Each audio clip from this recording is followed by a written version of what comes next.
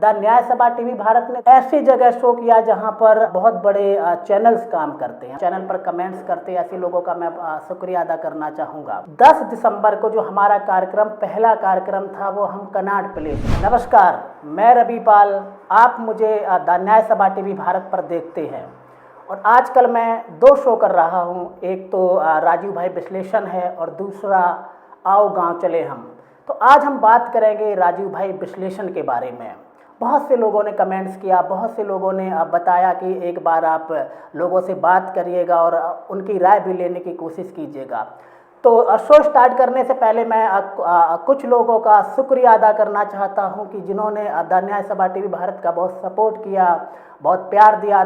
तो उनमें से सारे लोगों का तो नाम नहीं ले सकता हूं, माफ़ी चाहता हूं इसके लिए, लेकिन कुछ लोगों का नाम मैं ज़रूर पढ़ना चाहूँगा। श्री चंदन गुर्जर जी, और उसके बाद गाजियाबाद के अमित अग्रवाल और जी राजू, सनातनी हिंदू सुधाकर, सुजीत कुमार। बहुत ही जो सुजीत कुमार को मैं आजकल देख रहा हूँ, बहुत ही हर एपिसोड में कमेंट्स करते हैं।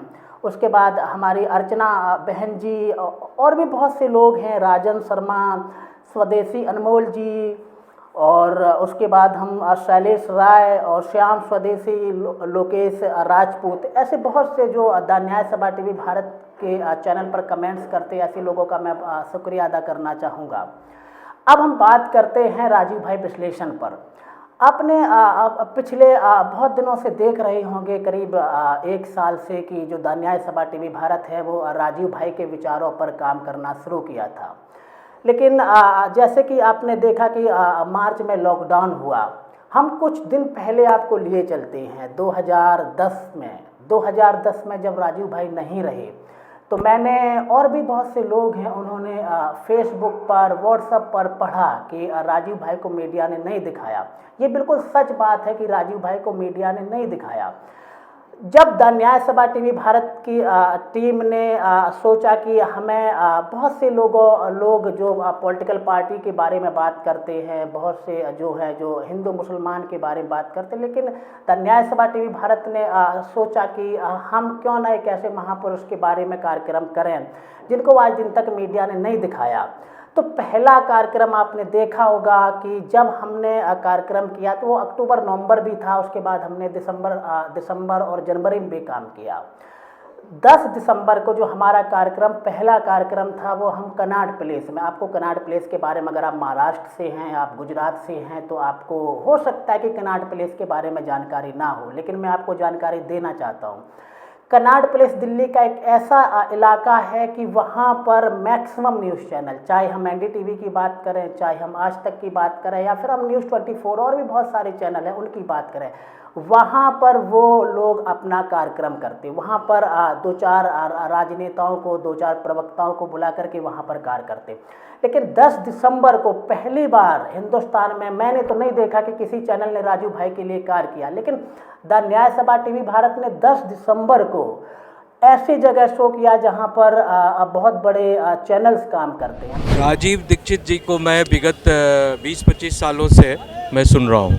हाँ, और मुझे राजीव दीक्षित जी को सुनने के बाद मुझे लगा कि देश में एक नई ऊर्जा, नई क्रांति और नई सोच लाने की जो एक प्रेरणा अगर कोई दे सकता है तो वो राजीव दीक्षित दे सकता। और गाय के गोबर से लेकर आप किस तरह से उसको दैनिक जीवन में इस्तेमाल कर अन्य तरह की चीज़ों, जो टोटली गाय जो है एनवायरमेंटल फ्रेंडली है, हाँ, उसको कैसे आप दैनिक जीवन में यूज कर पूरे देश को स्वावलंबी भी बना सकते हैं और पूरे व्यवस्था में एनवायरमेंटल हेल्दी एनवायरनमेंट में जी सकते हैं। उसके बाद भी आपने देखा होगा कि कनॉट प्लेस के बाद लाल किले पे भी शो किया। आयुर्वेद के बहुत बड़े वो थे, उन्होंने बहुत कोशिश करी इंडिया में आयुर्वेद को बढ़ाने के लिए, लेकिन गवर्नमेंट की और डाबर वालों की उस वजह से वो बेचारे स्लो पोजीशन से मारे गए। हमारी टीम द न्याय सभा टीवी भारत की टीम यही कोशिश कर रही है पिछले महीने से, कैंपनिंग, जगह जगह कैंपनिंग करके लोगों को जागरूक कर रही है और बता रही है आखिर उन्हें न्याय क्यों नहीं। हम बहुत उनका प्रचार करते हैं, प्रसार भी करते हैं, बहुत लोगों को बताते हैं कि उनके बताए हुए रास्ते पर चलो। अगर उनके बताए हुए रास्ते पर चलोगे तो 80% लोग जो है खुश रहेंगे। लेकिन अब सवाल पे हम आते हैं कि हम क्या करना चाहते हैं। जैसा कि आप पिछले कुछ दिनों से देख रहे हैं कि जो लोग अपने आप को ठप्पा लगा के बैठे हुए हैं, जो ये बोलते हैं कि हमने राजीव भाई के साथ में काम किया, कोई बोलता है कि हम राजीव भाई के साथ पतंजलि में मिले थे, कोई कुछ और बोलता है, बहुत अलग अलग प्रकार की बातें हैं। लेकिन मेरा एक सवाल है, द न्याय सभा टीवी भारत का सवाल है, मेरा पर्सनल सवाल है, इन लोगों ने राजीव भाई के लिए क्या किया? अभी क्या हुआ कि जब मैं राजीव भाई का कार्यक्रम कर रहा हूं तो लोग मुझे फ़ोन करके भी कभी कभी उल्टी सीधी बातें बोलते हैं, कभी कुछ और बोलते हैं। तो मैं इस शो के माध्यम से आपसे पूछना चाहता हूं कि क्या द न्याय सभा टीवी भारत सही चल रहा है, या फिर अब जो राजीव भाई विश्लेषण कार्यक्रम है वो कंटिन्यू होना चाहिए या नहीं होना चाहिए? आप मुझे कमेंट्स करके ज़रूर बताएं। अब हम दूसरी चीज़ पर आते हैं कि मैं मानता हूं कि आप राजीव भाई को मानते हैं, थोड़ा बहुत मानते हैं या फिर ज़्यादा मानते हैं, लेकिन आपको लगता है कि मुझे अपनी बात द न्याय सभा टीवी भारत में रखनी है, भेजनी है, तो आप वीडियो भी रिकॉर्ड कर सकते हैं। अगर आप चाहते हैं कि हम वाकई में अच्छे से काम करें तो आपको हमें सपोर्ट करना पड़ेगा। हम आपसे पैसे नहीं मांगते हैं, हम आपसे कुछ भी नहीं मांगते हैं। आप चैनल को सब्सक्राइब तो कर दिया कीजिए। अभी तक हमारे चैनल पर अभी कुछ दिनों पहले 1000 प्लस सब्सक्राइबर हुए हैं, एक साल में 1000 सब्सक्राइबर। और वो चैनल जो जंतर मंतर पर, जो सीपी में, जो फरीदाबाद में, जो और भी बहुत सारी जगह राजीव भाई के लिए कार्यक्रम करता आ रहा है। बहुत दुख होता है कभी कभी। मैं आपसे एक बात और डिस्कस करना चाहता हूँ इस शो के माध्यम से कि जो लोग अभी कुछ लोग बोल रहे थे कि मुझे कलश यात्रा का समर्थन करना चाहिए या फिर और भी जो ऑर्गेनाइजेशन है उनका समर्थन करना चाहिए। मेरा पर्सनल किसी से कोई भी ऐसा दुश्मनी या फिर कुछ ऐसा नहीं है, लेकिन जो हमारे सवाल हैं उनका जवाब सबको देना पड़ेगा। अगर आप ये कहते हैं कि हम राजीववादी हैं तो हम सवाल ज़रूर पूछेंगे। हो सकता है कभी लॉकडाउन की वजह से हम महाराष्ट्र में, हम गुजरात में ना ट्रैवल कर पा रहे हों, लेकिन जैसे ही लॉकडाउन ख़त्म होगा तो हम आपके पास आएंगे, चाहे वो स्वदेशी संकल्प यात्रा हो या फिर आप कोई सा भी ऑर्गेनाइजेशन चला रहे हो राजीव भाई के नाम से।